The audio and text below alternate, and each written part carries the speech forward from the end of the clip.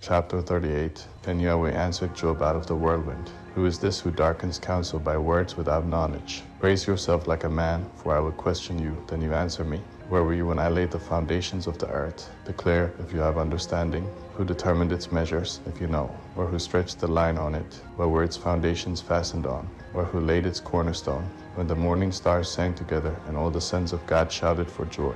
Or who shut up the sea with doors, when it broke out of the womb? When I made clouds its garment, and wrapped it in thick darkness, marked out for it my bound, set bars and doors, and said, You may come here, but no further. Your proud waves shall be stopped here. Have you commanded the morning in your days, and caused the dawn to know its place, that it might take hold of the ends of the earth, and shake the wicked out of it? It is changed as clay under the seal, and presented as a garment.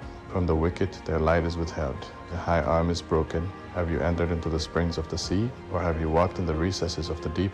Have the gates of death been revealed to you? Or have you seen the gates of the shadow of death? Have you comprehended the earth in its width? Declare, if you know it all. What is the way to the dwelling of light? As for darkness, where is its place? That you should take it to its bound, that you should discern the paths to its house. Surely you know, for you were born then, and the number of your days is great. Have you entered the storehouses of the snow, or have you seen the storehouses of the hail, which I have reserved against the time of trouble, against the day of battle and war? By what way is the lightning distributed, or the east wind scattered on the earth? Who has cut a channel for the flood water, or the path for the thunderstorm, to cause it to rain on a land where there is no man, on the wilderness, in which there is no man, to satisfy the waste and desolate ground, to cause the tender grass to grow?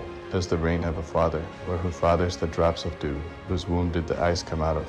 Who has given birth to the gray frost of the sky? The waters become hard like stone, when the surface of the deep is frozen.